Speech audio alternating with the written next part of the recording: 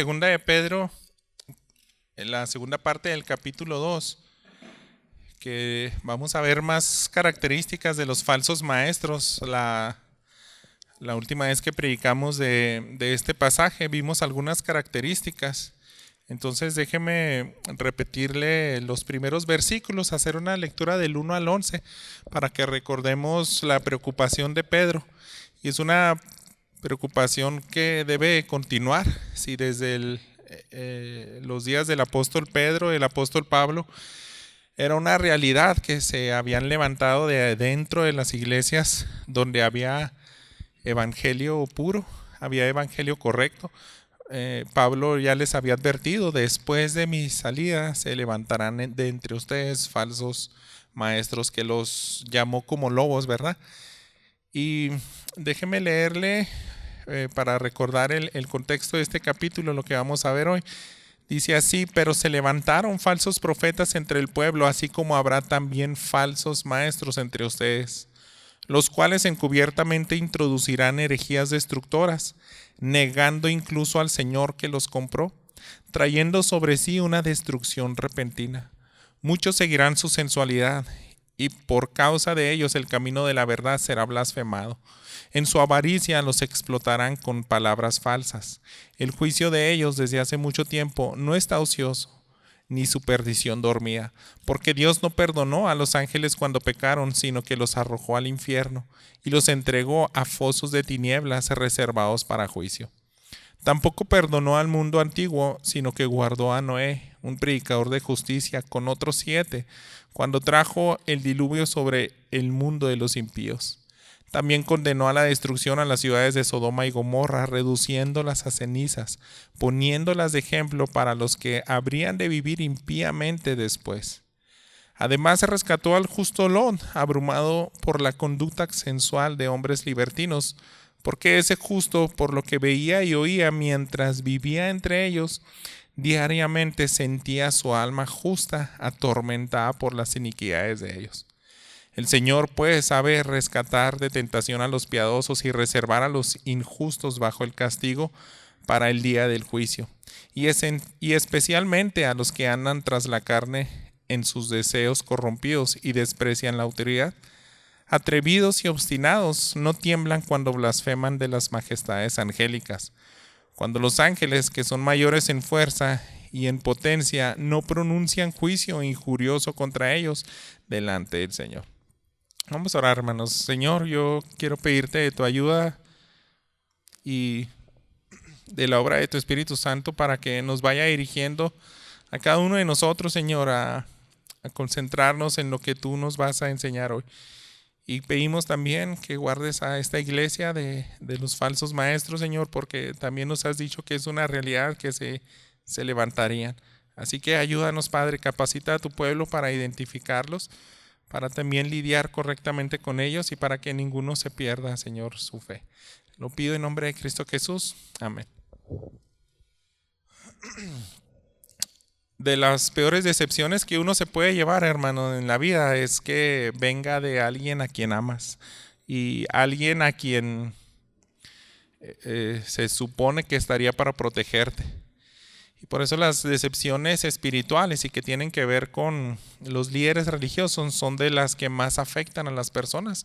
Cuando ellos depositaron toda su fe, su confianza en algún líder y ese líder resulta ser un lobo y que los dañó, es de las peores cosas que uno puede superar. Y quise investigar un poco acerca de algunos falsos profetas que pues uno puede ser conocido, otro tal vez no para ustedes, pero son ejemplos muy claros de lo que ha llegado a suceder.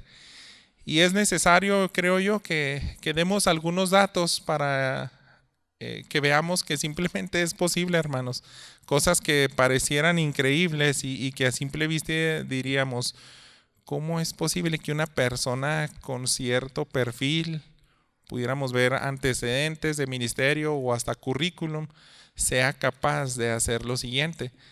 Hay un pastor en Estados Unidos llamado Mike Bickle, no sé cómo se pronuncie, pero este pastor es el fundador y líder de la Casa Internacional de Oración. Es un ministerio de adoración con sede en Kansas City. Y lo interesante, hermanos, es que esa iglesia fue fundada en 1999 y ellos establecieron que tenían que tener un modelo de oración y adoración 24/7. Y al parecer hasta la fecha lo siguen ejerciendo. Pero es interesante, hermanos, que en una iglesia donde se ora sin cesar, yo no sé si tienen una especie de rol donde no se tiene que interrumpir la oración, porque aparte es una mega iglesia, es una iglesia con muchos miembros, pero día y noche están orando. Día y noche también tienen adoración. Y bueno, cabe mencionar que tienen prácticas carismáticas y ellos hacen énfasis en las revelaciones proféticas y las experiencias sobrenaturales. Entonces desde ahí ya podemos ver que a lo mejor hacen demasiado énfasis en algo que es secundario, que es real, que es bíblico, pero desde ahí ya podemos ver que a pesar de que pudiera ser una congregación que utiliza la palabra, que busca a Dios y esos son sus objetivos, pero si no lo están haciendo de la manera correcta fue porque el pastor, digamos, así ha estado dirigiendo a la congregación. Déjeme decirle que en el 3 de febrero del 2025 un buffet de abogados y de investigadores se pusieron a buscar de fondo varios problemas que tenía este pastor, este líder de esa congregación. Entonces ellos manejaron esa investigación de acusaciones contra este pastor Bickle. Emitió un informe que indicaba que 17 personas se presentaron denunciando que habían sido abusadas sexualmente o habían experimentado una conducta sexual abusiva inapropiada. Eso incluía abuso espiritual y violación por parte de este pastor desde mediados de la década del 70. Entonces fueron décadas donde él estaba haciendo ese tipo de cosas. Algunas de las víctimas eran menores de edad. Y en el momento de las acciones en cuestión, pues sale a la luz esto y pues afectó a todo ese ministerio, lo llegaron a expulsar. Pero piensen eso, hermanos, y ¿cómo fue posible esto? Le voy a citar los títulos de algunos libros que escribía este pastor. Hay un título que hice, un libro, Pasión por Jesús, perfeccionando el amor extravagante por Dios, creciendo en lo profético, los placeres de amar a Dios, conforme al corazón de Dios, las recompensas del ayuno, los 7 anhelos del corazón humano, amar a Dios, pasión por Jesús, cultivando un amor extravagante por Dios, creciendo en la oración, una guía práctica para hablar con Dios. Entonces son unos títulos, hermanos, que han sido traducidos al español. Hay bastantes ventas de esos libros. Tienen algunos hasta 100,000 copias vendidos. Y uno pues ve los títulos y dice, pues es contenido cristiano. Habrá que leerlos, ¿verdad? A ver qué tan correcta es su doctrina. Pero a simple vista, cualquier asistente de esa iglesia, yo creo que no percibiría nada malo. O sea, están orando todo día y noche, enseñan la palabra de Dios. ¿Y por qué llega a cometer este tipo de cosas? Cuando usted lee los detalles acerca de las denuncias, pues se va a entristecer más. O sea, porque simplemente está por encima. Pero cuando uno sabe a detalle todo lo que fue capaz este hombre, se va a dar cuenta que es un falso maestro. Es un falso maestro porque precisamente Pedro, todo lo que nos va a advertir en este segundo capítulo, lo cometió este pastor. Y muchos más hacen ese tipo de cosas. Cuando se destapa la vida privada y el comportamiento de un falso maestro, va a decepcionar y va a estar muy lejos de lo que dicta la palabra de Dios. Y hermanos, a manera de bosquejo, yo quiero que veamos 4 cosas de los que nos puede enseñar el apóstol Pedro para que no pase esto aquí. Y ponga atención, la primera de ellas es que un falso maestro no tiene capacidad para ver el peligro donde están. Por eso Jesús a veces les describía, son ciegos guías de otros ciegos. O sea, para empezar, ellos no tienen ni la menor idea de dónde va a terminar sus vidas y todo el daño que se están haciendo ellos mismos.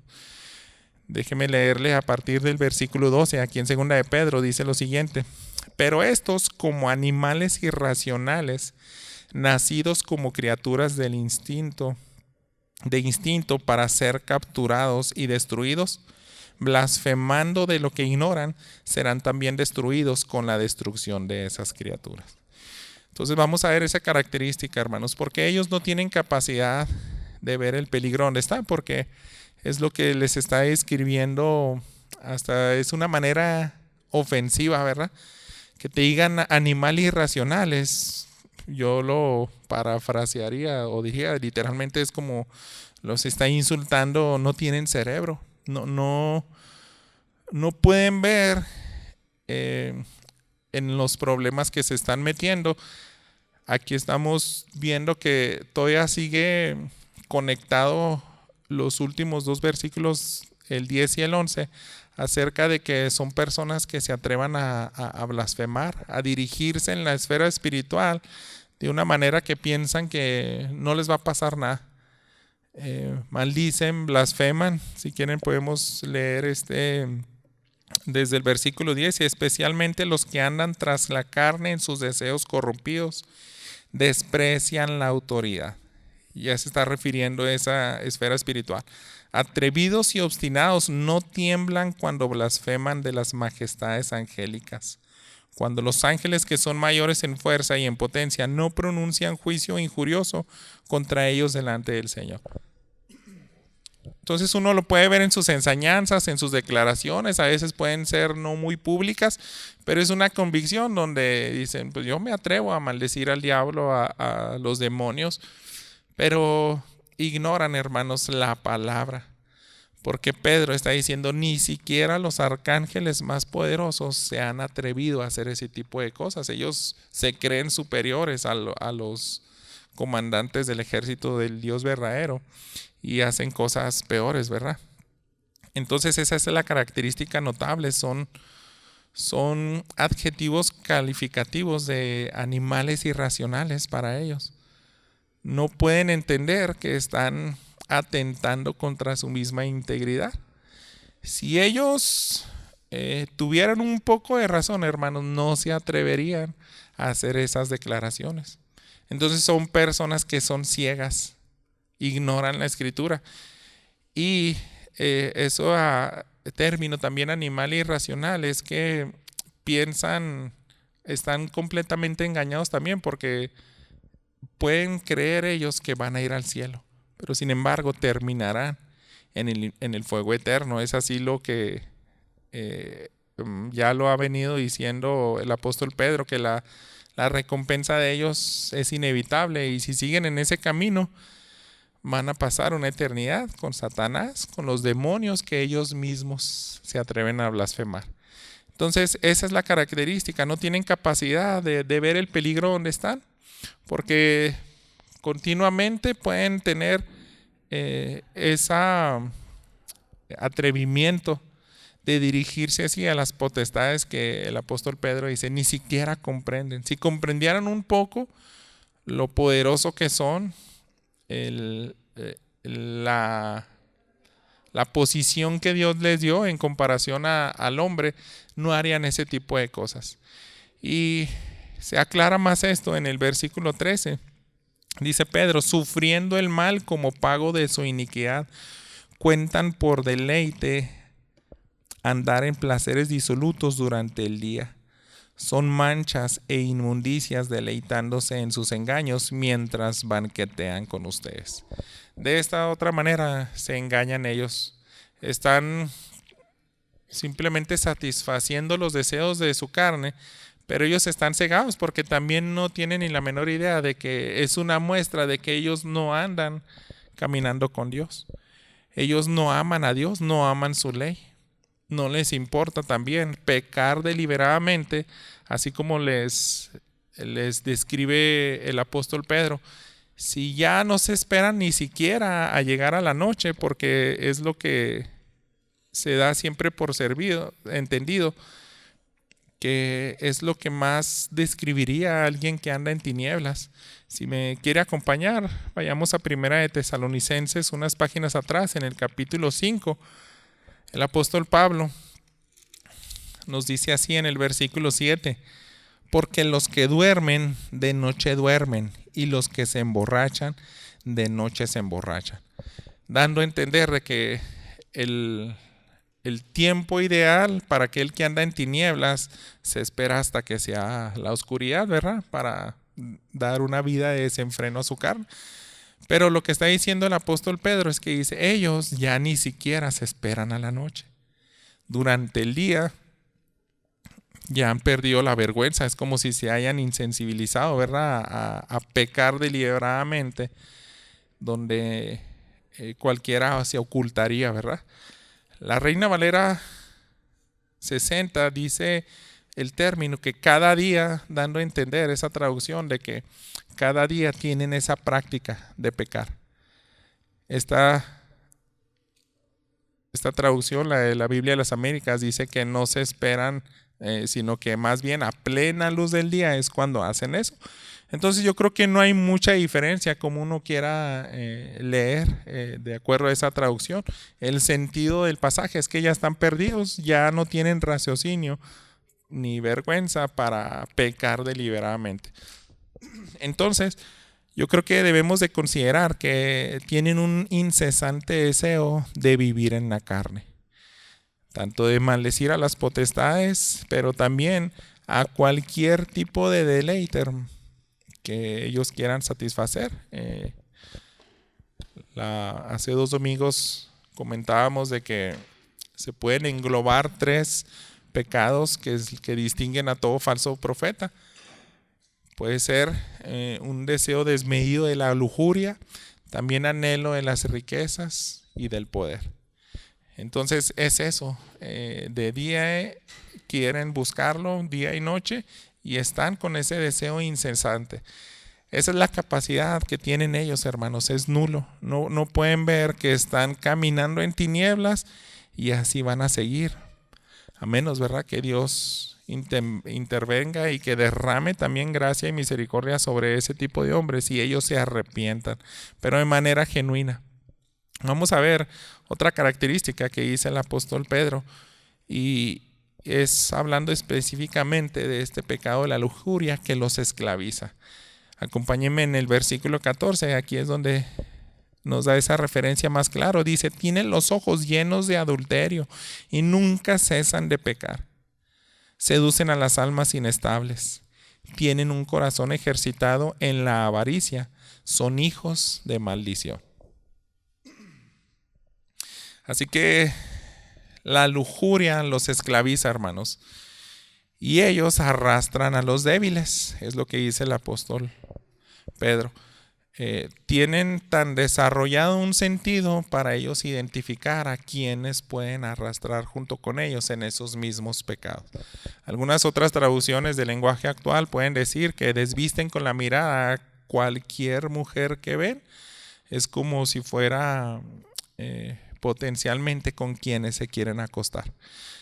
Jesús ya había dicho, ¿verdad?, que cuando uno observa con la mirada y ya tiene el deseo en su corazón de adulterar con cualquier mujer que la desea, ya está cometiendo pecado. Entonces ellos también de día y noche son esclavizados a ese tipo de deseos, esos hombres. Entonces yo les leía acerca de este pastor, me llama la atención porque a veces uno puede ver caer en ese pecado de adulterio a un pastor, pero no es lo mismo que haya caído una vez en su vida con una mujer o a lo mejor pudo haber tenido una aventura que duraría algunos meses, tal vez un año, no sé. Pero si hay arrepentimiento, si hay una verdadera manera de volverse a Dios y jamás volvió a ese pecado, yo creo que podemos pensar de que fue un momento de debilidad y sigue amando a Dios y sigue buscando a Dios. Pero aquí Pedro los describe como que ya están esclavizados. Pueden durar años y años y no van a salir de ahí. Por eso me llama la atención de que en ese investigación de este pastor que les había comentado al inicio, eran 17 víctimas y desde el 70, ya estamos pues 50 años después de donde empezaron a destapar todos esos casos. Son inestables, no tienen madurez también las personas a las cuales ellos eligen, porque también observan quiénes pueden caer más fácil en sus garras. Ellos están en una posición donde dicen, soy una figura de autoridad espiritual y también puedo reconocer a aquellos con los cuales puedo satisfacer mis deseos. Los pueden identificar, ellos lo saben. Hay otro ejemplo, en una predicación me acuerdo haberles comentado de un líder, Warren Jeffs, pero él es líder de lo que conocemos, es una secta. Se esperaría más fácil porque ellos son una especie de rama de los mormones radicales, que en cualquier lugar puede pasar, también en un líder evangélico. Pero es más descarado ahí, hermanos, porque como no comprenden la escritura, no comprenden la palabra de Dios, este hombre abusaba y llegaba con los padres y decía, Dios me reveló que me tienes que entregar a tu hija como esposa. Y ellos, por el desconocimiento de la escritura, se las entregaban. Su conciencia a veces no los dejaba tranquilo, pero hay una película a raíz que hicieron de él porque el FBI pues lo mete a la cárcel porque abusó de menores de edad. Entonces es un delito en Estados Unidos. Él desde la cárcel, tengo entendido que sigue dirigiendo a esa congregación, a ese grupo de personas. Entonces, se fijan, él está escogiendo simplemente, ella va a ser mi esposa ahora ella, y así los padres pues nunca se las negaron. Significa, hermanos, que estaban igual de ciegos que él.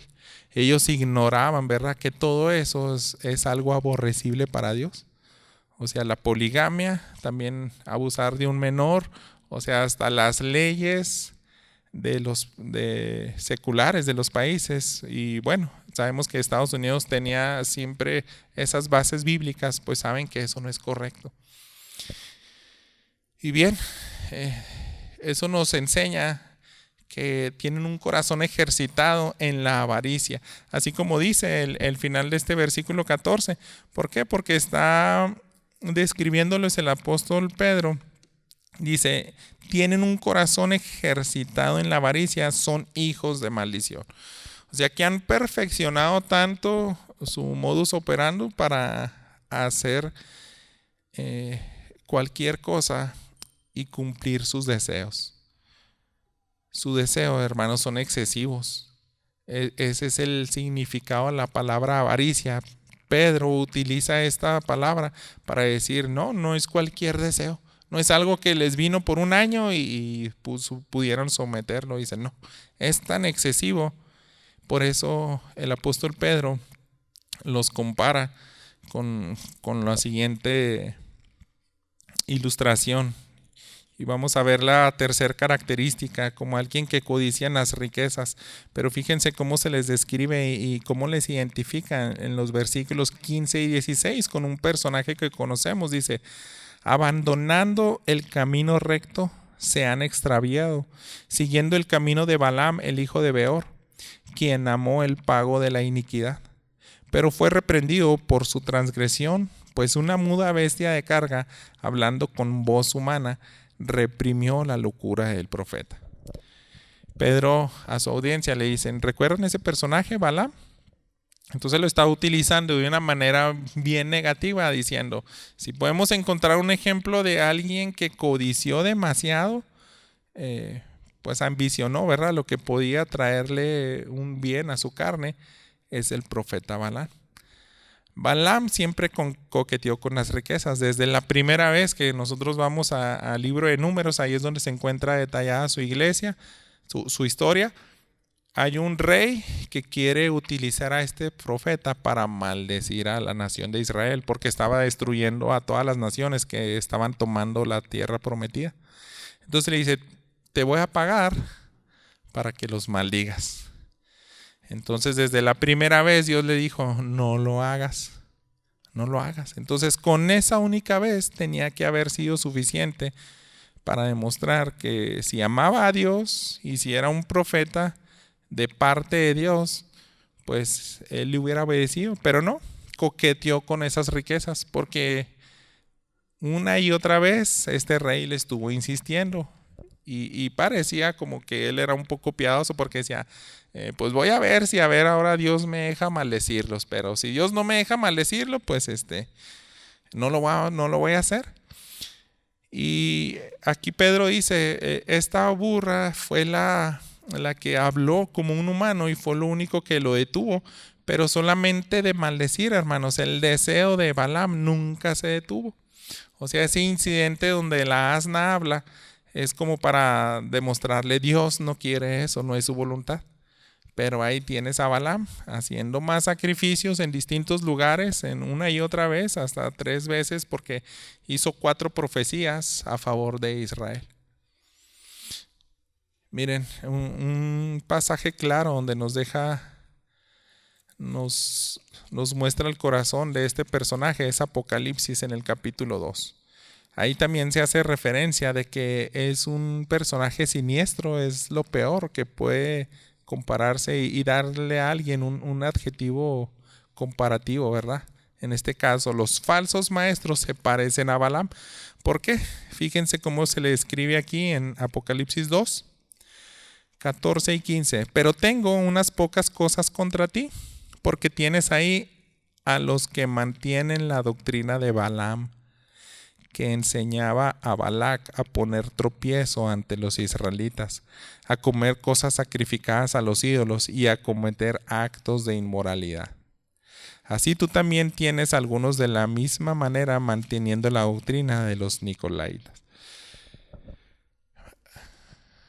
Este profeta, hermanos, Balaam, a pesar de que no pudo maldecir a Dios, la historia nos muestra que él le dijo a ese rey, ¿sabes qué?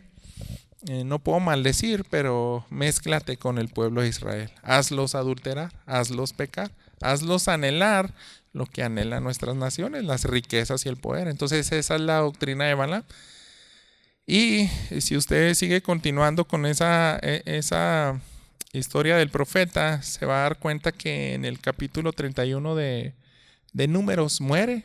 O sea, es un personaje tan negativo, o sea, que es destruido por el pueblo de Israel. Y vamos a ver que simplemente es eso, codician las riquezas. Los falsos profetas son comparables a Balaam. Ellos anhelan y pueden estar siempre ingeniándose en muchas maneras cómo obtener sus riquezas. Entonces siempre va a ser distinguido en el perfil de una persona que sea líder, que sea falso maestro principalmente. Dios no está peleado con las riquezas. Déjeme decirle que han habido hombres del pasado que amaban a Dios y eran millonarios. Spurgeon se murió igual que George Mueller, sin utilizar su fortuna para ellos mismos. Entonces los sermones de ese pastor bautista del siglo XVII, ellos ganaban millones de libras esterlinas y él las donaba. Incluso él les hacía ofrendas a Hudson Taylor, a George Mueller, porque decía, se van a terminar en obras misioneras, van a terminarse en bendecir a huérfanos. Entonces ellos nunca... Por ejemplo, George Mueller, cuando se hace un recuento de sus bienes, pues tenía unas moneditas en su pantalón. Fue lo único que él se le encontró al final de su vida. Pero pasaron millones y millones de libras esterlinas porque a lo largo de su ministerio alimentó 10,000 huérfanos.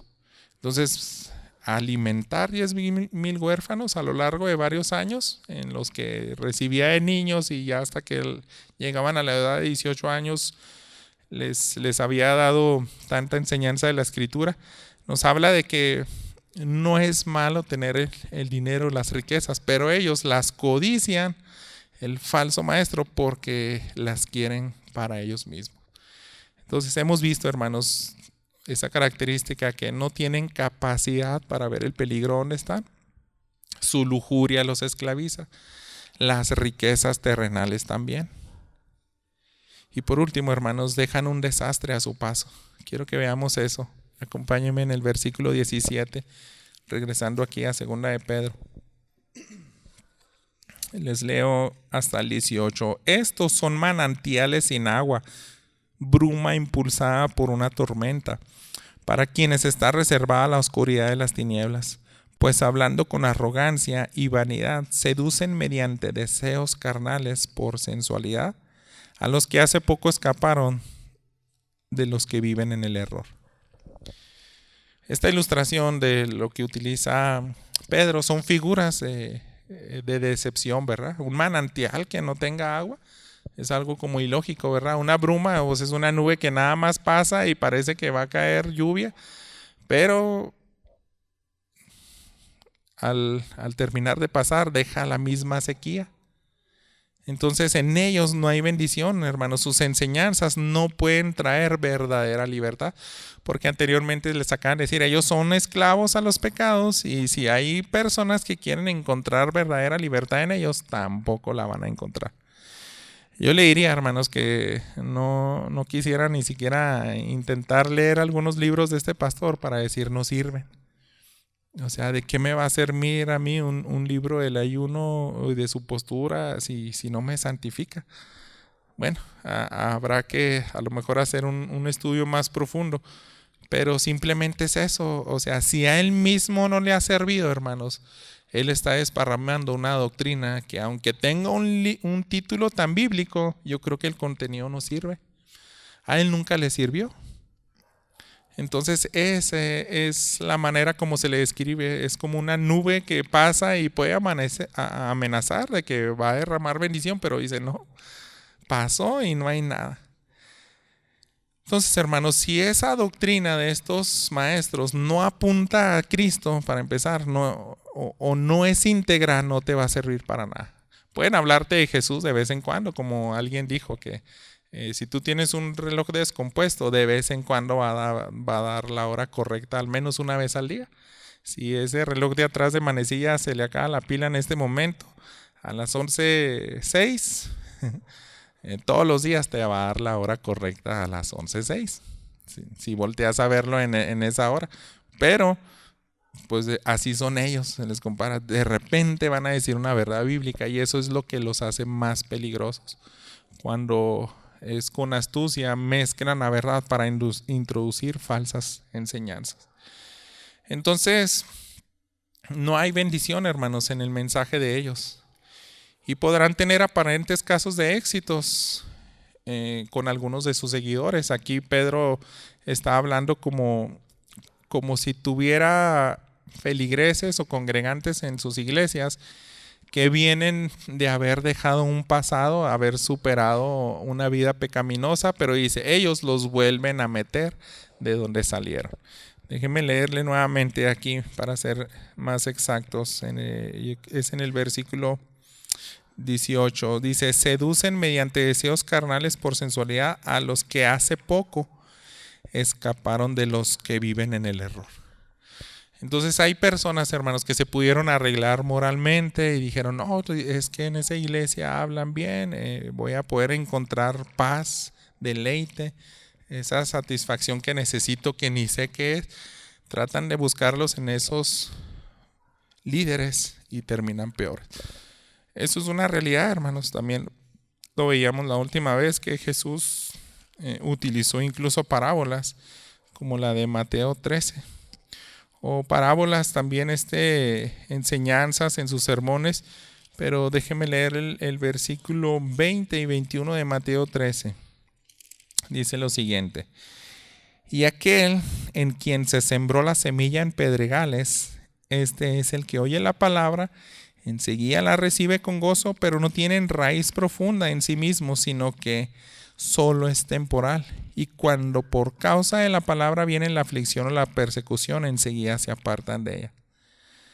Aquel en quien se sembró la semilla entre espinos, este es el que oye la palabra, pero las preocupaciones del mundo y el engaño de las riquezas ahogan la palabra y se queda sin fruto. Entonces pareciera como que también en ellos hay congregantes así, que alguien les explicó o comprendieron un poco del evangelio y les sirvió por algunos días, incluso pueden haber sido algunos años, pero una mala doctrina, hermanos, hace que ellos se pierdan, que jamás den frutos, o sea, vuelven a terminar en el mismo lugar donde ellos salieron. Entonces esa es otra característica. Los falsos maestros dejan un desastre a su paso. En vez de ayudar a los que más o menos iban agarrando un buen camino, ¿no? Los regresan. Por eso Jesús se refería, es un ciego guiando a otro ciego, se van a caer juntos. Son esclavos de los deseos. Es la manera más, yo creo, ilustrativa y correcta que dice Pedro. Si ellos jamás pudieron salir de esos pecados, como lo había dicho al final del versículo 14, ahí en 2 de Pedro, él se refirió y dice, tienen un corazón ejercitado en la avaricia, son hijos de maldición. Entonces tienen tan perfeccionada su manera de pecar que ya no pueden salir de ahí. Les espera el infierno. Así es como viene el final del versículo 17. Dice, para quienes está reservada la oscuridad de las tinieblas. Entonces van a terminar ahí. Y por último, miren los versículos 20 hasta el final. Dice, porque si después de haber escapado de las contaminaciones del mundo por el conocimiento de nuestro Señor y Salvador Jesucristo, de nuevo son enredados en ellas y vencidos, su condición postrera viene a ser peor que la primera. Pues si hubiera sido mejor para ellos no haber conocido el camino de la justicia, que habiéndolo conocido, apartarse del santo mandamiento que les fue dado. Les ha sucedido a ellos según el proverbio verdadero, el perro vuelve a su propio vómito y la puerca lavada vuelve a revolcarse en el cielo. Y así termina Pedro con un capítulo descriptivo de cómo es la característica de los falsos maestros. Los vas a ver un tiempo con una apariencia de justicia y también a sus seguidores, o sea, ese es lo peor, que dejan un desastre a su paso, les enseñan a vivir de la misma manera a los que lo siguen. Pero solamente va a ser temporal, o sea, tarde o temprano se va a manifestar lo que hay en el corazón de ellos. Si ellos tuvieran una entrega genuina a Cristo, hubieran perseverado. Pero en realidad, hermanos, son personas que apostatan. Ese es el término que se le da a alguien que conoce algo del evangelio y lo puede conocer perfectamente, correctamente, pero no haberlo experimentado. Jamás rendirse a ese Señor, jamás pedirle cambia mi corazón. Porque cuando hay la obra del Espíritu Santo en un verdadero hijo, ellos tienen que perseverar. Miren, esa imagen donde dice su condición postrera va a ser peor a la primera. Yo creo que hay un pasaje clave que nos va a ayudar a comprender esto, y también es una enseñanza de Jesús en Mateo 12. Si me quiere acompañar ahí, va a recordar esa ilustración que les dio Jesús. Cuando hay una persona que solamente se limpia moralmente, solamente tiene una liberación o reformación moral temporal. Déjenme leerle los versículos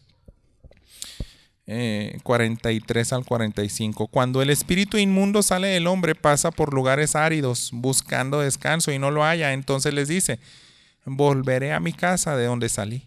Y cuando llega, la encuentra desocupada, barrida y arreglada. Entonces va y toma consigo otros 7 espíritus más depravados que él, y entrando moran ahí. Y el estado final de aquel hombre resulta ser peor que el primero. Así será también con esta generación perversa. Jesús dio esas palabras porque él predicaba a las personas, iba a unas ciudades específicas que él menciona que hizo milagros, predicó el arrepentimiento, y a pesar de que Jesús era el ha sido el predicador con excelencia que ha existido en la humanidad, hermanos. O sea, sus sermones no eran ambiguos, sus sermones eran claros, eran también llenos con el poder del Espíritu Santo, y cuando había rechazo en ellos, decía: ustedes, si no se entregan de manera completa, van a terminar peor, porque es como un demonio que de alguna manera fue expulsado, pero si no ocupó Dios el lugar en la vida de esos hombres, es como que ellos lo encuentran vacía la casa y llegan, traen otros 7 peores, y es la misma figura que dice Pedro, la de Jesús: su postrer estado es peor. Entonces es una realidad eso, hermanos. Solo se hicieron personas morales, con una ética más correcta, pero no sirvió de nada. Y déjenme decirles que también está esa imagen, ¿verdad?, de Jesús diciéndole, por ejemplo, pásese ahí mismo en el Evangelio de Mateo, pero hasta el capítulo 23. Es una realidad de que existen, y eso es otra manera de describir a los falsos maestros. Versículos 27 y 28. Ay de ustedes, escribas y fariseos, hipócritas, que son semejantes a sepulcros blanqueados. Por fuera lucen hermosos, pero por dentro están llenos de huesos de muertos y de toda inmundicia. Así también ustedes por fuera parecen justos a los hombres, pero por dentro están llenos de hipocresía y de iniquidad. Entonces así va a ver usted a estos falsos maestros, con un lenguaje bíblico, pues hasta una imagen pulcra, intachable, pero hermanos, lo que está por dentro de ellos están muertos. Es lo peor, ¿verdad? Porque solamente están esclavizados a sus deseos lujuriosos, o de riquezas, o de poder, y día y noche siguen perfeccionando, ejercitándose en satisfacerlos, ¿verdad? Cumplen las condiciones de los apóstatas. Déjeme llevarlos ahora a 1 Corintios. Hay tantos, hermanos, no sé si ha notado que este sermón está lleno de citas paralelas, y eso nos enseña, hermanos, de que desde que Pedro se presenta en esta segunda carta, es la preocupación, porque dice: siempre han existido estos falsos profetas, desde la antigüedad hasta la fecha, van a permanecer. En 1 Corintios capítulo 10, bueno, es un pasaje un poco largo, pero déjenme leérselos rápido, los primeros 12 versículos. Y ponga atención, hermanos, porque ese es un paralelo a lo que la iglesia puede vivir.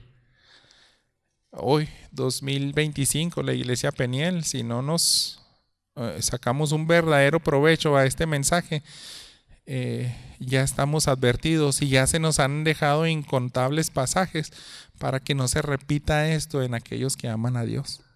Dice: no quiero que ignoren, hermanos, que todos nuestros padres estuvieron bajo la nube y todos pasaron por el mar. En Moisés todos fueron bautizados en la nube y en el mar. Todos comieron el mismo alimento espiritual y todos bebieron la misma bebida espiritual, porque bebían de una roca espiritual que los seguía. La roca era Cristo. Entonces nos habla de el pueblo de Dios escogido tuvo esas bendiciones, esa comunión con el Padre, y eso mismo pueden haber en las congregaciones. Pero sin embargo es una realidad, hermanos, que si solamente probaron a Cristo pero no lo consumieron, no se unieron con Él, pasa lo siguiente: sin embargo Dios no se agradó de la mayor parte de ellos, y por eso se quedaron tendidos en el desierto. Estas cosas sucedieron como ejemplo para nosotros, a fin de que no codiciemos lo malo como ellos lo codiciaron. No sean pues idólatras como fueron algunos de ellos, según está escrito: el pueblo se levantó a comer, a beber y se levantó a jugar. Ni forniquemos como algunos de ellos fornicaron, y en un día cayeron 23,000. Ni provoquemos al Señor como algunos de ellos lo provocaron, y fueron destruidos por las serpientes. Ni murmuren como algunos de ellos murmuraron, y fueron destruidos por el destructor. Estas cosas le sucedieron como ejemplo y fueron escritas como enseñanza para nosotros, para quienes ha llegado el fin de los siglos. Por tanto, el que cree que está firme, tenga cuidado, no sea que caiga. No les ha sobrevenido ninguna tentación que no sea común a los hombres. Fiel es Dios, que no permitirá que ustedes sean tentados más allá de los que puedan soportar, sino que con la tentación proveerá también la vía de escape a fin de que puedan resistirla. Estamos concluyendo, hermanos. Es una realidad que hay personas que, a pesar de que conocen la palabra, la verdad, el evangelio, no la están viviendo y se nota en sus prácticas. Pero dice, ustedes no anhelen las cosas como ellos, porque se ha visto en el pasado que ellos reciben sus recompensas. Entonces, yo creo que las cosas que más nos podemos llevar hoy, hermanos, a la manera de aplicación, si ya conocemos cuál es el perfil de los falsos maestros, nos tenemos que asegurar que nosotros mismos también queremos mantenernos lejos de una vida que no honra a Dios. Si el lugar donde te estás congregando no te está santificando, pues sería bueno sospechar y decir, a lo mejor no me están predicando bien y todos están así ciegos. Entonces uno tiene que ser honesto y de manera más sencilla, es decir, realmente será tan pecaminoso lo que yo vivo. Voltea atrás y diga, si he sometido a Dios ciertos pecados, se nota ese avance, porque si no, yo creo que solamente estoy siendo engañado. Alguien tomó la dirección de enseñanza de mi congregación y no nos confronta con el pecado, nos incita a pecar, nos ayuda a minimizar nuestra conciencia y decir, todo está bien, se arregla solo. Hay una carta del apóstol Pablo que él también lidió bastante con ellos, pero si me quiere acompañar a Efesios, en el capítulo 4 nos dice cómo te puedes cuidar de los falsos maestros, y es igual que lo mismo que dijo Pedro, con un buen conocimiento correcto. Yo creo que el termómetro, lo que nos va a indicar que estamos creciendo en gracia y estamos amando a Dios, son nuestros frutos, hermanos. Fíjese aquí en el 4:14. El contexto es que cuando uno realmente madura en el conocimiento de Dios, ya no va a ser niños. Pero si no maduras en ese conocimiento, dice así, ya no seremos niños, sacudidos por las olas y llevados de aquí para allá por todo viento de doctrina, por la astucia de los hombres, por las artimañas engañosas del error. Si no maduramos en nuestro conocimiento de Dios, hermanos, sí vamos a ser llevados por esas falsas enseñanzas. Se va a parar alguien al frente de la congregación y los empieza a desviar de Cristo. Se va a notar en nuestros actos. Entonces, simplemente uno, mientras conozca más de la verdad y se aferre a ella, es como vamos a identificarlos, ¿verdad? Es la prescripción del apóstol Pedro. Ahí está en su misma carta, pero en el capítulo 1, lo habíamos visto, segunda de Pedro 1, el versículo 19. Así tenemos la palabra profética más segura, a la cual ustedes hacen bien en prestar atención, como una lámpara que brilla en el lugar oscuro, hasta el día que despunte y el lucero de la mañana aparezca en sus corazones.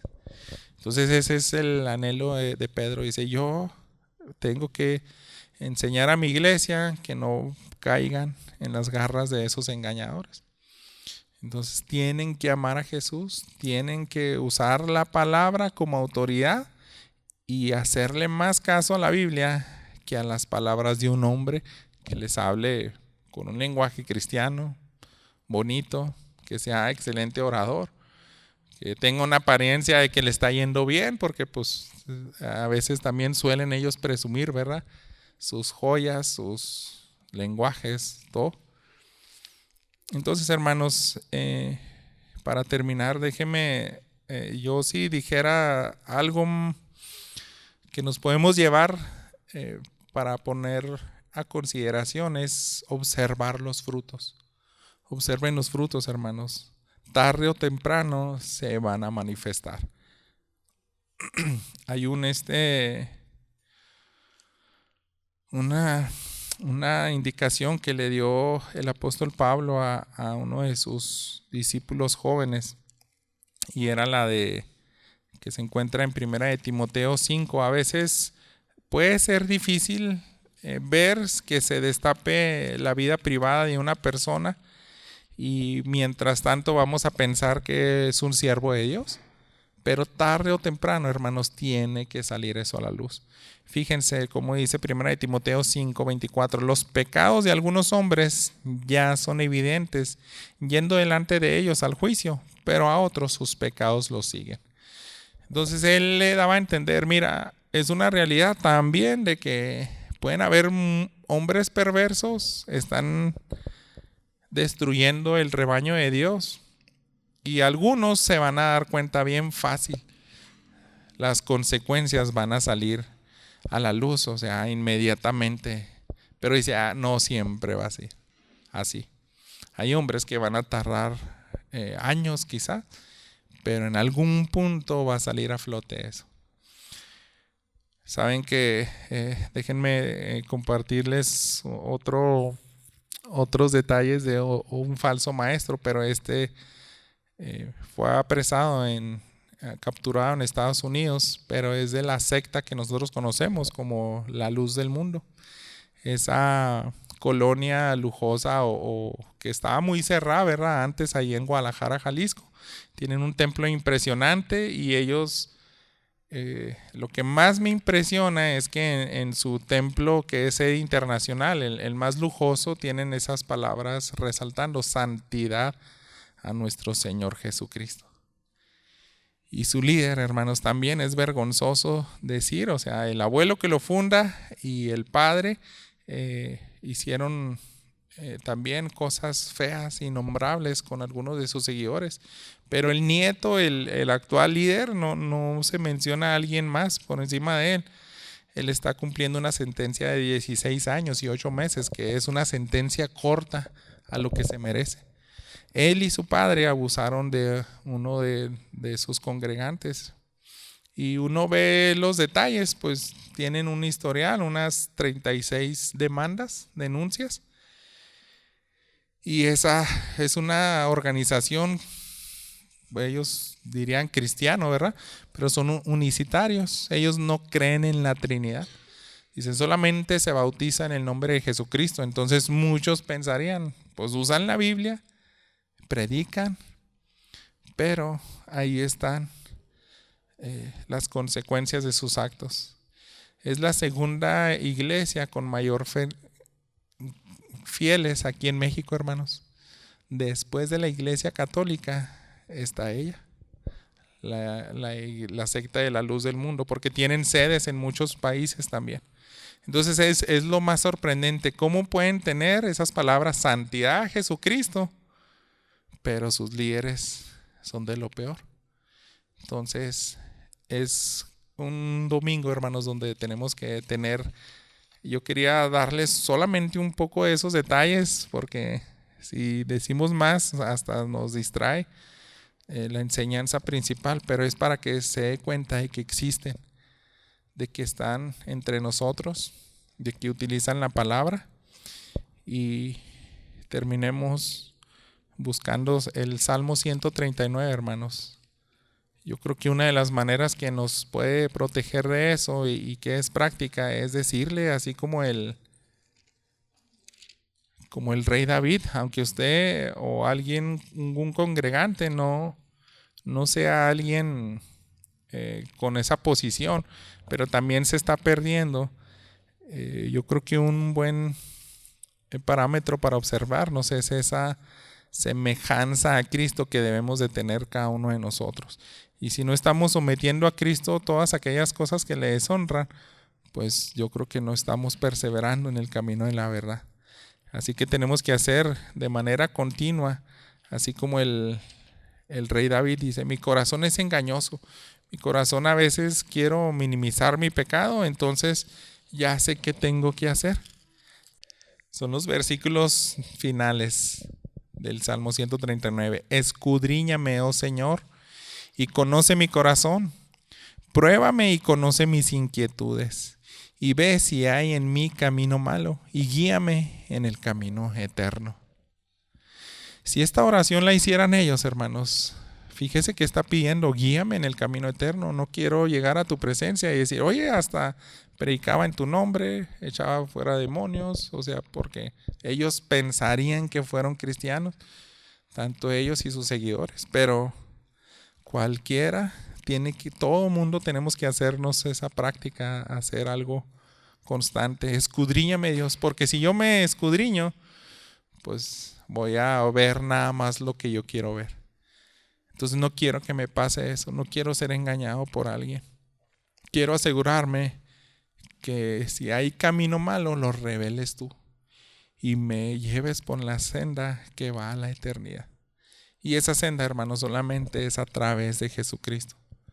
Si no se predica a Jesucristo y no se está dando un mensaje íntegro, se van a perder las personas. Vamos a orar, hermanos, para que Dios bendiga su palabra. Y Señor, otra vez aprendimos algunas características de lo que se encuentra en la carta de Pedro, y en algún momento las tendremos que utilizar, Señor, porque es una realidad que en las iglesias de los mismos congregantes se pueden levantar a alguien tratando de desviar a tu pueblo.